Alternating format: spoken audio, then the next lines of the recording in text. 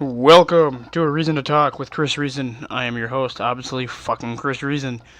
Anyways, today we're talking another restaurant review. It's been a minute since we've done one of these, and my fiance, and I went to go see my uncle's band, the Knicks, at Potawatomi, Wisconsin, and they were playing at Rockin' Brews inside of Potawatomi, right in Milwaukee. So we're going to talk about that. Before we get into it, check out Nostalgic Memories, a book of fucking dreams and nightmares as poems. Yours truly, available now on Amazon, so go get that on Kindle or paperback copy.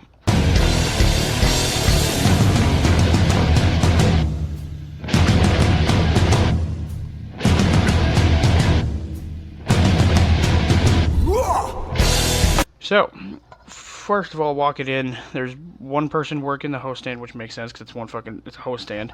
But there's no servers to be seen. We told the person that we're going to be going to the party that's already there. Poor service, even being related to the one member of the band playing, and it took my aunt an hour before she got service. We sat at a table. Took 45 minutes before we even saw a server, and then it ended up being the manager that was there. So it's fucking dumb as shit. Literally, the people at the bar were sitting there for about an hour and didn't even get service. And there was four bartenders, probably four servers and the manager. And then the manager tries to tell us because it's 420, people called in saying 420. Like, that's a fucking excuse to call in. Yeah, I get it, places don't drug test anymore for THC. But who the fuck in the right mind should call in? Oh, it's 420, I'm celebrating. Boom, I'm calling in. What the fuck? The food was mediocre, overpriced, but that's expected for a restaurant inside a casino owned by Gene Simmons and Paul Stanley of Kiss. They have Sprecher root beer and draft, and that was literally the only plus, because it's fucking draft root beer. The ketchup bottle wasn't even open at the table, which was fucking hilarious. We got the Bavarian pretzel. It's shit. It's not even mediocre. Beer cheese is bland and generic. They put it on a fake guitar, and that was the only thing cool about it. I'm giving it a 2 out of 10. Now, before we get to the next food item, I just wanted to mention the band playing the Knicks. They were doing kind of two sets. They took like an hour break in between, and literally the fucking screen they had, because the setup of the stage made no fucking sense. Literally, the band members were looking straight at the fucking bar, because that's what it is. You look to your left, you got slot machines. You look to the right, you got people eating food. There's no room, one, to dance, two, to even fucking get up close to the band, and like three, there's just no room at all for a band inside Potawatomi in that setup. It doesn't make any fucking sense at all. Like, you literally would either have to turn your head or sit at a weird fucking angle the whole time, trying to get used to whatever's playing.